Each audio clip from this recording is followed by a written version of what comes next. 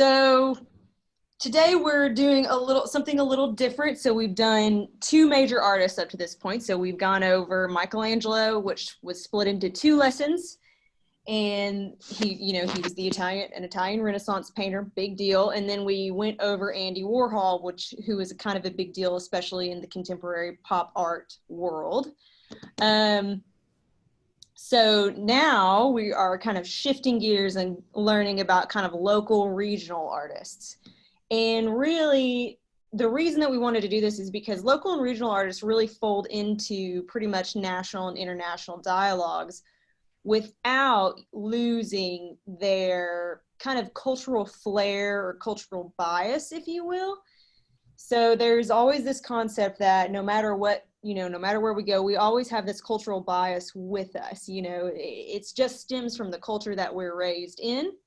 And so we can see a lot of similarities with local contemporary artists, even if they're working in different media, within different concepts, if it's an abstract artist versus, a classically trained artist. A lot of artists still have similarities and similar viewpoints in how they communicate things because they're from the same place or a similar region. So this is kind of what we're trying to do with kind of looking at local artists, seeing how they fit into larger art historical considerations and conversations. So our first local artist that we're going to learn about is Robin Horn. Now, Robin Horn is currently displayed in our museum at RAM, and the exhibition is titled A Family Affair, and so she's exhibited alongside her sister and her mother. And they're all practicing artists. Obviously, the two daughters probably got and inherited their creativity and skill from their mother. They were definitely encouraged by her. We'll learn a little bit more about that as we kind of dig into Robin's life. But so right now Robin's work is in the museum. So that's kind of neat that we're going to learn about it. And then if people wanted to come and take a look at it, they can actually see what we're talking about and see the works up close. So we will get started. Ooh. No, we won't. There we go. Okay. So let's move my screen over here. So regional and local artists display, like I said, a certain aspect of local culture that many can relate to. So there's a reason that so many people enjoy local and regional artistic works, right? And we're a regional art museum. And so obviously, being in the natural state and being in Arkansas, we have a lot of artists that are interested in similar things. We have a lot of artists that are interested in landscape or vista views. We even have an artist right back here that was interested in landscape and kind of the natural world. And so it's a lot of things that we can relate to as people that live here. So they really inform us of society and our culture at large and where our culture fits into the national and international artistic dialogue. Regional artists really do a good job of communicating the shared language of a culture, of a people. And we kind of learned that a little bit when we went over Michelangelo during the Italian Renaissance, is that even though he did some individualistic things, he was really communicating a larger purpose stemming from that culture, right? He was pretty much communicating certain aspects of theology and doctrine, the importance of the church. And he fit into that web. Well, regional and local artists still do this, even though there may not be a certain aspect of our culture that we want to communicate. It's not hard to find similarities in that these local artists really have a talent for communicating shared viewpoints and shared ideas. So, like I said, consider the average Arkansas artist. More than likely, landscape or nature plays a large part in their work simply because of where they're located. And that's just because in the natural state with vast mountains, rolling hills, it's easy to understand why so many people communicate concepts of nature within their work.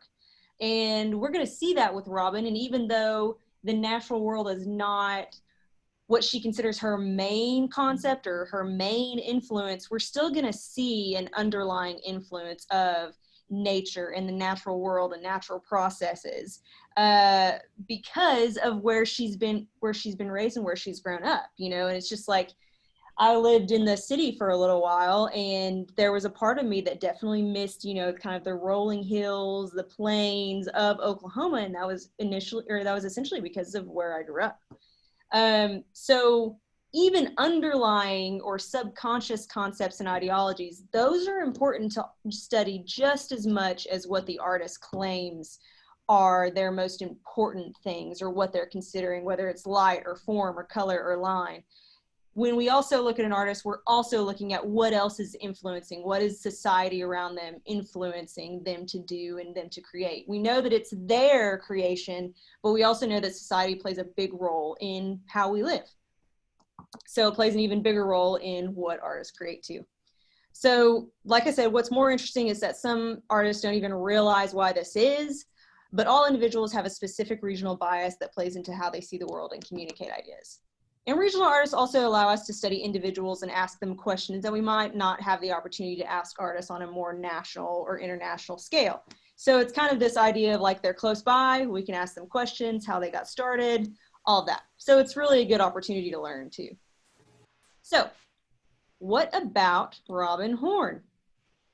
So we know that this is a sculpture by Robin Horn, and this is actually currently in our exhibition right now. So this was a photograph taken by the Fort Smith Regional Art Museum. And a little about Robin before we kind of dig into what she's doing. She was originally from Fort Smith, so she's a Fort Smith local, and she's a practicing artist now.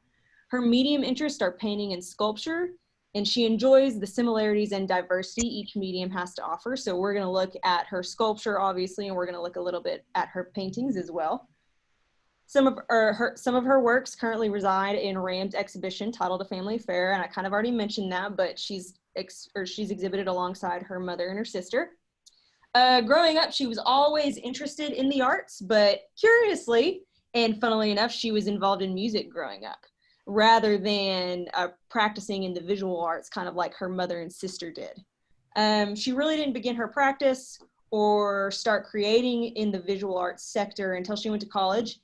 And she credited her mother's creativity to helping her decide to major in studio art. So she was telling me during our interview, just kind of getting ready for this lecture, that she really felt the freedom to choose a major in art because of how creative her mother was, and that her mother was always working on various sorts of projects.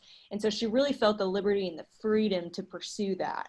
And she said that was a big step, and that was really inspiring to her. And you know, when she was doing it, you don't really consciously think like, oh, this is fine. But now that she looks back and kind of growing up, she realized that no, she had the freedom to do it because she was encouraged to do it because she grew up in a creative family.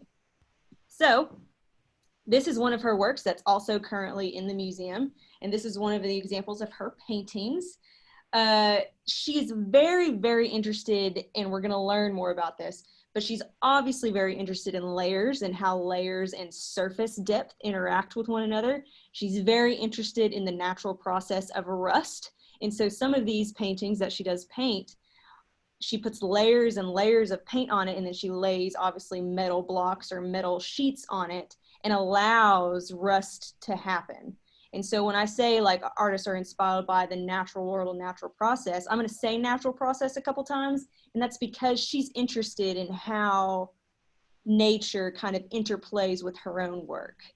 And she really is, that's really a normal thing specifically for Arkansas artists. She's obviously interested in other things. She's very interested in color and line and surface, but we're also looking at a consistent theme of natural processing, kind of the natural process taking over. So here's some influences. So from a young age, Robin was welcome to be creative alongside her sister and her mother, who was constantly, like I said, doing artistic projects. Coming from an artistic family, each woman developed their own unique visual practice. So I asked her, I was like, well, did you ever feel like it was a competitive thing, like you had to compete against your sister or your mother? She says the atmosphere really wasn't competitive. She was really consumed in being in a couple of rock and roll bands in high school instead of pursuing the visual arts. So she's definitely a very interesting artist now, and it's interesting to learn. You're going to learn more about her sculptural process as this lecture goes on. So it's really interesting that she was kind of interested in the performing arts And that kind of translates to her work in sculpture too, because it's a very physical and rigorous process to carve wooden sculpture. And so it's interesting how those two relate to one another. Because Robin was so interested in working in wooden sculpture, she never really considered competing against her sister or her mother artistically. So her mother and her sister's style are very different, although her sister is also an abstract artist like Robin. Her interest lies in a lot of color rather than kind of looking at geometry and line and surface. And her mother's style is really more of an impressionistic style. So we get that from the term impressionist. And so when you think of impressionists or modern artists, you think of, Van Gogh or Monet and Manet and those guys. So that's what we're talking about, a very flowy, very, very vibrant style. And so she really never felt like she had to compete. She always felt like her own expression was very individualistic because she initially began working in wood. So she came from a family that allowed her to flourish as a practicing artist without strange stigmas. And she really felt that in her 20s, when she began her practice, she had the freedom to pursue the arts without disapproval from her mother. And that's really important because a lot of students now that go into the visual arts are kind of bombarded with these pressures of like, well, how are you going to get a job doing that? How are you going to make money? And so we'll kind of consider, she went through some of those, she didn't go through some of those struggles from her family, which encouraged her to become an artist, but she has been asked those questions before. So Robin really considers herself a bit of a late bloomer in terms of creating art. Like I said, she grew up more interested in the performing arts, more interested in music. Since college, she's disagreed with the pressure put on artists into how they'll build a career and make money with their craft. And what she thinks we should consider is just the importance of creation itself. That's not what creation is about. It's more of a fundamental drive within all of us to create, and that's particular and unique to visual artists as well. But when we say that it's a fundamental drive in us to create, people are very creative, and you don't have to be involved in the visual arts. So obviously you've got the performing arts, you've got music and all of those things, but there's also, the culinary arts. People cook. There's also gardening. There's also just kind of concepts of hospitality or interior design. People are very creative in ways that we don't really consider are creative, or people are very creative in their jobs, just putting together a PowerPoint for something. You can do that in a creative and somewhat artistic way. And so she really sees the drive that's in all people to create things, and she thinks that's very important to hold on to. And so she doesn't appreciate the pressure coming from, people and critics that would look at art and say like, well, how are you going to make money? Well, it's not really about making money. It's about following this drive and this need to create. So even in a quote, she says, you don't just stop making art. There's a particular intensity artists need, whether they're exhibited in a museum or not. And so just because you're known in a museum or your work is in a museum does not mean that you're not an artist if you're not being exhibited. I actually asked her, I said, well, do you create certain works of art for the museum setting? And she said that's never entered into her mind. And she says, I create regardless of whether anybody is ever going to see it. So she thinks that intensity and that drive is very important.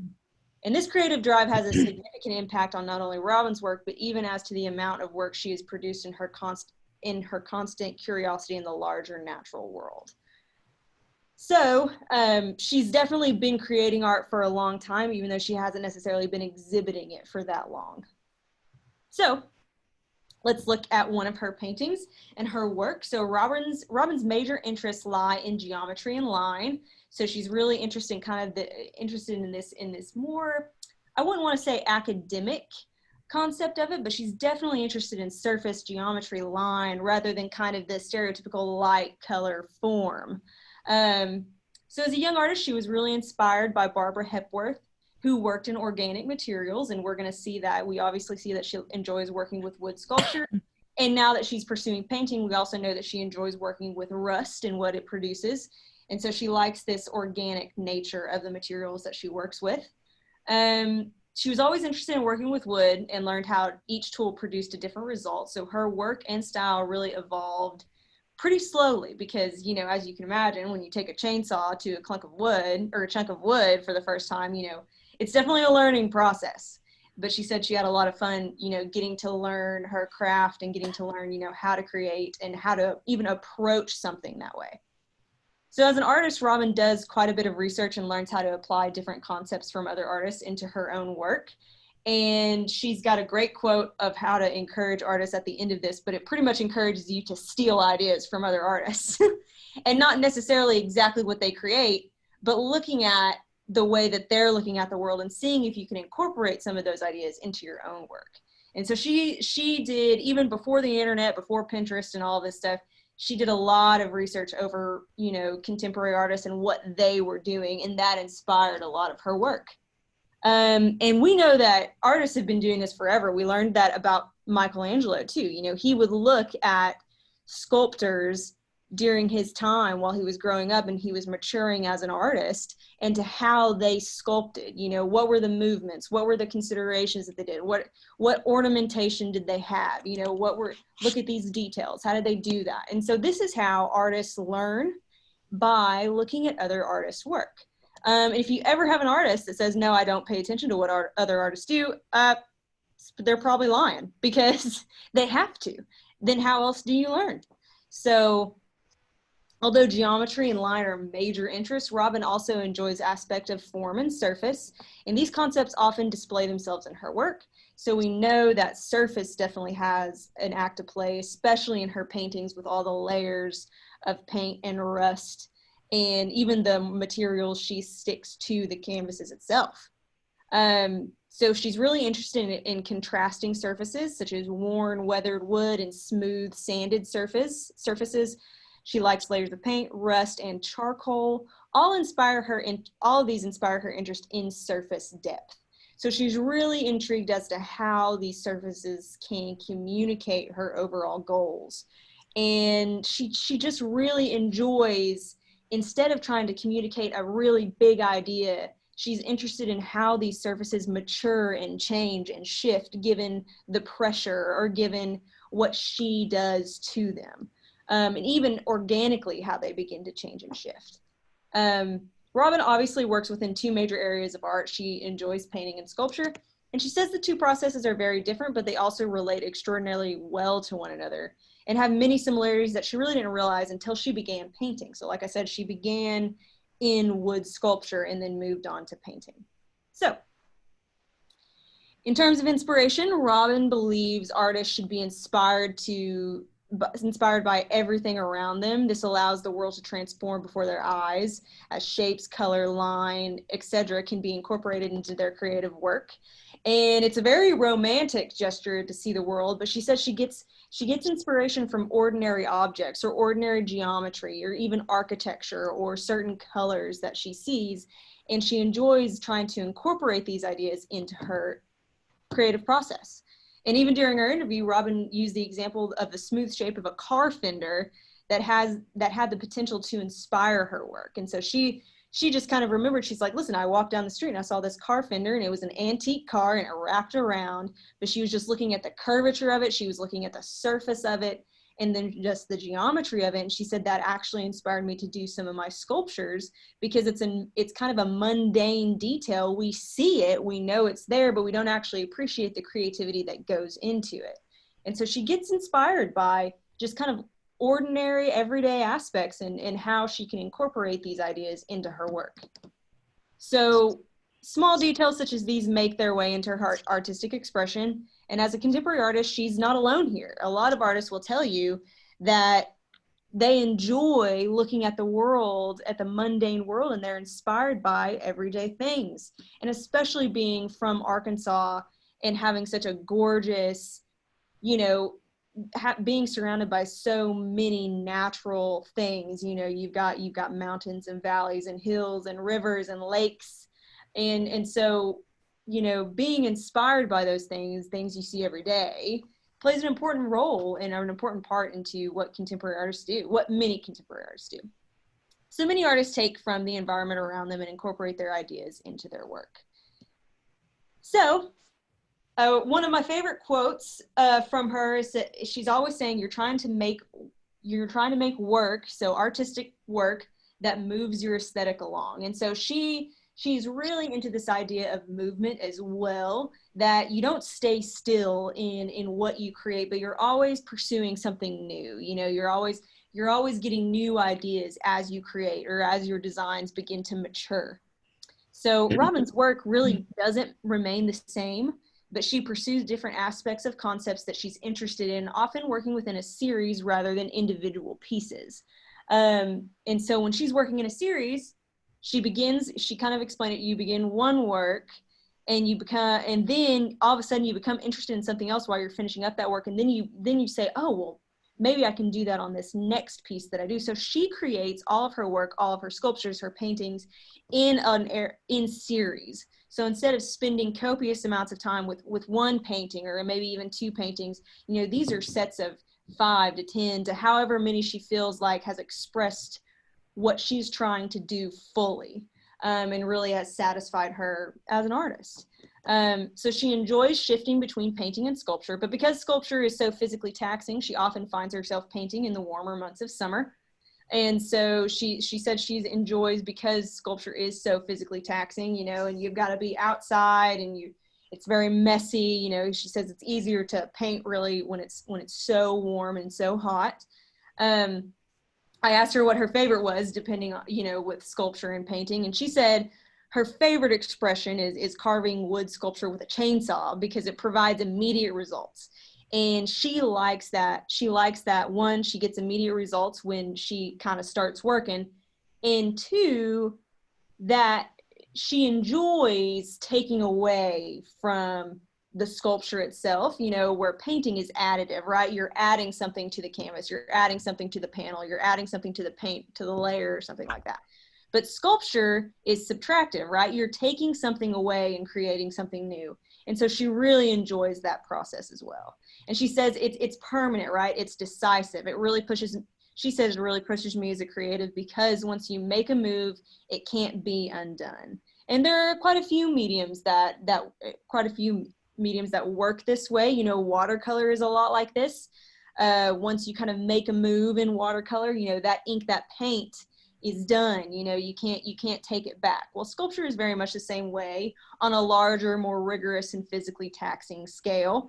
Obviously, she's working with a chainsaw, which, I mean, I would love to get a picture of her with a chainsaw next to her work, because I don't even know how to work a chainsaw, so I think that's cool.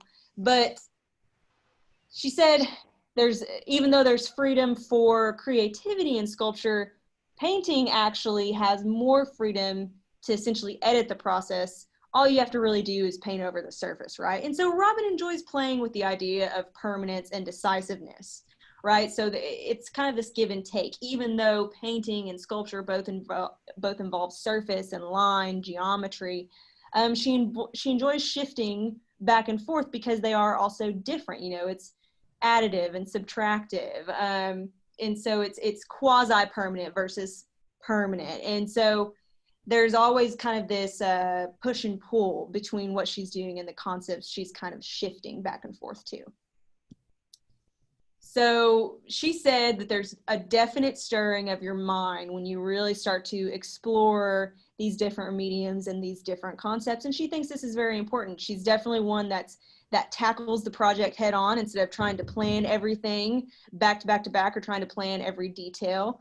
So exploring different concepts with painting is much easier, right? As we said, as previously stated, you can kind of start over.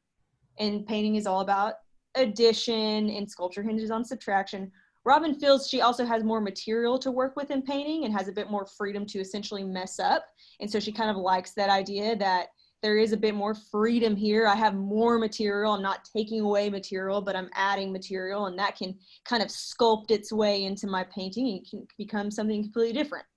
But both mediums, she was surprised to find, involve a lot of geometry. And that's really where her interest lies. And you can tell that in not only her sculpture, but in her painting as well. You know, you can see a rectangular shape. You can see line and form coming together in a more geometrical fashion. In terms of preparation, Robin isn't much of a sketcher. She believes creativity will come when you get to work rather than insist on the planning. And we know that this is similar to the idea of kind of what Pablo Picasso did. he said, you know, inspiration is there, but it has to find you working. And Robin is very interested in the fact that working with the actual medium itself inspires her more than trying to get down and sketch her projects. You know, when she says when she's in front of the wood itself, when she's in front of these organic materials, whether it's painting or whatever, that she is inspired then, and ideas and inspirations come then, rather than for her trying to sit down and sketch. Now there are some artists that do, they sit down and sketch in immaculate detail. So it just depends on what kind of artist you are and how you enjoy practicing that craft. The act of doing and working with material really helps the overall design process for her. And she encourages, what she said during the end of our interview is that she encourages artists to do their research and to use the internet. And that's how she really finds a lot of her inspiration. So obviously there is some preparation going into her work, right? She does look at what other artists are doing, but in terms of actually like sketching it out, or when she's ready to approach it, she's ready to get going, right? She doesn't really necessarily want to spend much time trying to sketch it out because she's been researching all these ideas. But she always encourages, whether they're young artists or contemporary artists, local artists, whoever she's talking to do their research and to use the internet. And that's how she's found a lot of concepts to work into her own stuff. Because when you see other artists work and seeing that you can include concepts of your own, you know, it's kind of like where we've got this huge artist coalition, this huge place that artists can gather, right? But now you can look on Instagram and you can look at what this guy is doing or this lady is doing, and you can add that into your own personal expression. And she says it's not stealing, but simply borrowing their concepts, right? There's definitely a copyright issue. You can't go and make the exact same thing that an artist does, but you can use similar concepts. So if I wanted to go and work with paint and see how rust interacted with it, I could do that. You know, that's not a trademark necessarily of Robin's. It's not Robin's own thing, but it's meant to inspire, you know, a new generation of artists or a new group of artists. And so, and artists have been working like this for a really long time. And obviously, you know, you do run into things like copyright laws and people that have copied your work, but you know, it's kind of a give and take. And yeah, so it's good. This is how artists learn. This is how they communicate. And it's very important for how, in particular, artists from a local or a regional setting learn from one another and grow to their personal and cultural expression, the larger kind of where they fit into their larger bubble or larger group. So this is Robin Horn's work. Now I know that it's a little shorter than some of our other lectures, but these are the challenges kind of working with contemporary artists that we know is that their history, we're still learning about them, right? They're still alive and kicking, right? And they're having a good time. And so this is the tough thing about working with contemporary artists is that there's so much to learn, and especially on a smaller scale, you know, especially like local and regionally. But it's a fun process, and it's good for us to tell you guys what's actually happening in Arkansas. You know, what are artists doing here, and why should we care, and what are they working how are they working that's similar to what we've already learned about. And so we know that there are just certain aspects that Michelangelo did and Andy Warhol did, and Robin Horn is doing the same thing. And so there are certain aspects of creating art that never really change. And one of those aspects is the communication between certain artists, you know, that Robin is encouraging you. And obviously, you know, she's not the first artist. Obviously, Michelangelo was interested in architecture and geometry and mathematics, and so is Robin Horn. And so there are always similarities to find between artists that lived 1,000, 500, 700, 800, whatever years ago, 60 years ago, and artists today. So I will end with a couple of questions. You know, how do we feel about contemporary artistic works today? And did you enjoy learning about a regional artist, pretty much? This helps us kind of figure out what you guys are interested in learning about too. So I will give you guys the floor. I always enjoy learning about artists that are around here. It's really neat. I think I should have listened to you, Samantha, before I went and saw the exhibit, because I did see the exhibit like when it first opened, which I can't remember when that was, but I feel like I look at things differently after I listen to you. And I really need that. I need that guide, that mental guide to say, oh, okay, I'm looking at it differently now, instead of, I don't know, just ugh, you get me to think in another way, which I definitely need. Where can you see this sculpture here, that last picture where she's standing? Hey, one second, she sent it to me. So she lives in Arkansas, right? She does.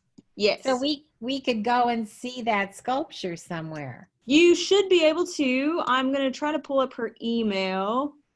And do you know if that was made from one tree or several pieces she put together? Well, I know the sculptures in the museum are made from one, but a large one like that, I really am not sure. So she sent these to me, but didn't give me much info about it. Well, that's all right. I don't need it right now. If you email it to me, I'm cool with that. Yeah, so let's see. Here we go. So this is from a redwood tree with black dye. So it is from one tree. Wow. Resisting collapse is what it's called. And I'll have to see if it's standing somewhere, because she didn't give me any of the locations for it. So how about I'll try to do some more. I'll try to get some more info from Robin, and see if it's somewhere that you could potentially go and visit and see it, because it could be on the ground. Huh? The snow on the ground makes me think, what, Eureka Springs? I mean, yeah. Who knows? Okay. I think you do an excellent job of getting people to think about things more carefully than we normally do. I really like listening to you. Well, good. I'm glad you enjoy it. This was a brainchild of Delana and I. Well, it's I love it. I love it. Thank you. No problem. Thank you guys for coming and attending, and we'll keep learning about local artists as long as you guys are interested, and we'll keep kind of hopping back and forth between other contemporary artists, other artists throughout history. So it should be fun. Okay. Well, thank you for expanding our minds. Yes. Oh, no problem. Next time, Delana has to play the piano. Delana, you're on mute. You tell her. You tell her, Samantha. Hold on. I was carrying on conversations with you guys. Diane, I don't know if I have your email address. So for us to give any information. Julie has it. Julie Moncrief has it. Okay, I'll get it from her then. Yeah. Well, if you're going to register for the next lecture on the website, holiday, I'll get it from that. Okay. So we have a Billie Holiday lecture that's coming up next Thursday night. So it is going to cover the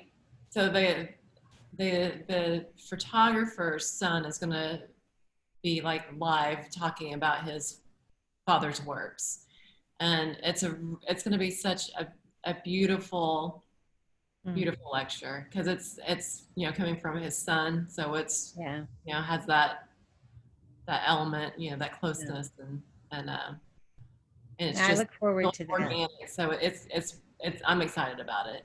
Good. So Thank you for telling me. Oh, you're very welcome. Okay, I'm going to register now. Do what? I'm going to register now. Let's go register. Tell everyone. Okay.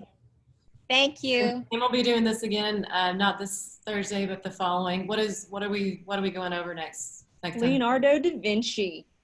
Ah. Yes, it'll be a good one. He's my man. He's my boy. Thank you. Yeah. All right. Y'all have a good night. Thank you so much. Okay. Thank you both.